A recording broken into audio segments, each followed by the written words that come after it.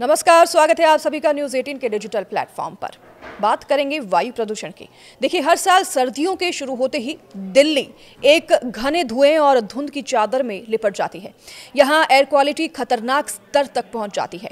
PM 2.5 और घरेलू स्रोतों से होने वाले वायु प्रदूषण के कारण दुनिया भर में 7.8 मिलियन यानी कि 78 लाख मौतें हुई हैं। ये रिसर्च है, ये बाकायदा रिपोर्ट है। और यह सूक्ष्म कण कई बीमारियों से जुड़े हैं, जैसे कि फेफड़ों का कैंसर, क्रॉनिक ऑब्स्टेट्रिकल बीमारियां, स्ट्रोक होना, टाइप 2 डायबिटीज और न्यूमोनिया। एक बार PM 2.5 कण ब्लड स्ट्रीम में अगर आपके प्रवेश कर जाए, एंट्री कर जाए, तो ये ब्लड प्रेशर बढ़ा सकता है आपका, और ऐसे में कई ज़्यादा बीमारियां आपको हो सकती हैं।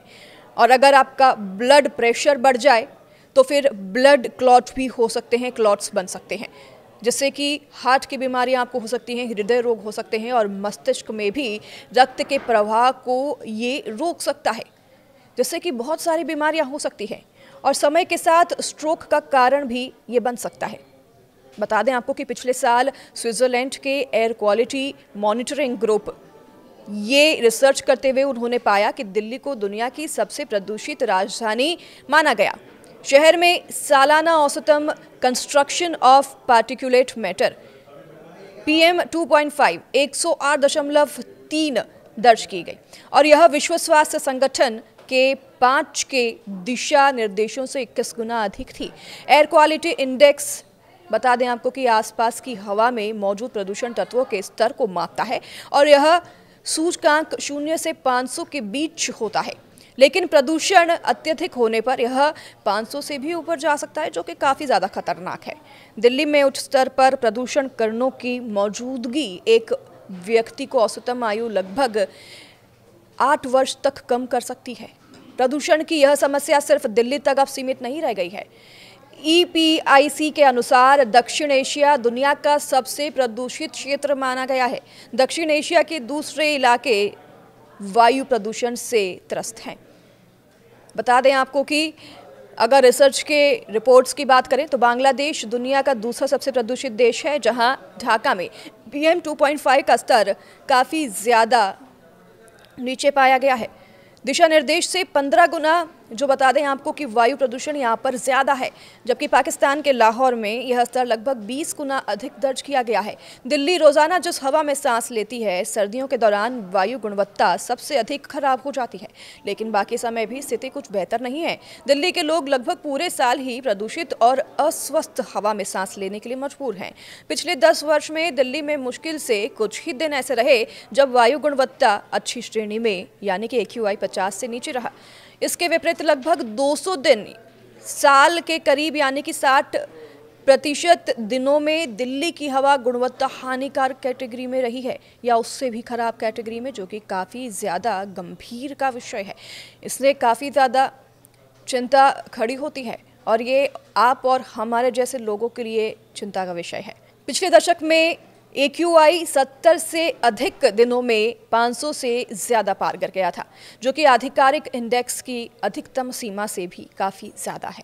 दक्षिण एशिया के शहरों में जैसे कि दिल्ली, ढाका, लाहौर, कोलंबो और काठमांडू की तुलना में बीजिंग, जिसे कि 2014 में मनुष्य के रहने लायक जगह नहीं कहा गया था, उससे अगर करें तो ये अंतर साफ दिखता है। बीजिंग और कोलंबो दोनों ही शहरों में एक साल में 200 से अधिक दिन ऐसे होते हैं जब AQI स्तर अच्छा या फिर मध्यम दर्ज का होता है।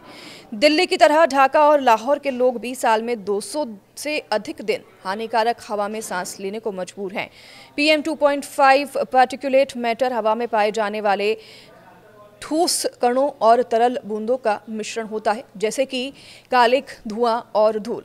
तो PM 2.5 या सूक्ष्म पार्टिकुलेट मैटर का आकार लगभग 2.5 माइक्रोमीटर चौड़ा होता है, जो कि मानव बाल की मोटाई से करीब 28 गुना पतला है। यहाँ देखा जा सकता है कि इसका आकार अन्य पदार्थों की तुलना में कितना छोटा है। प्रदूषण के स्रोतों और उनमें विभिन्न वजहों के योगदान को समझने के लिए कई रिसर्च भी किए गए हैं। परिवहन, उद्योग, पावर प्लांट, सड़क की धूल और निर्माण, ये 5 प्रमुख ऐसे कारण हैं जो कि दिल्ली के प्रदूषण में सबसे बड़ा योगदान देते हैं।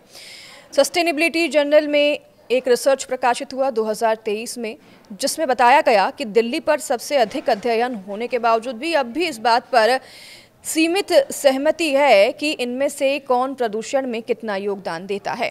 दिल्ली स्थित think tank council on energy, environmental and water द्वारा 2019 में किए गए एक रिसर्च में 2010 से 2018 के बीच किए गए 5 अध्ययनों की समीक्षा की गई और उनमें बताए गए प्रदूषण के योगदान की एक रेंज पेश की गई।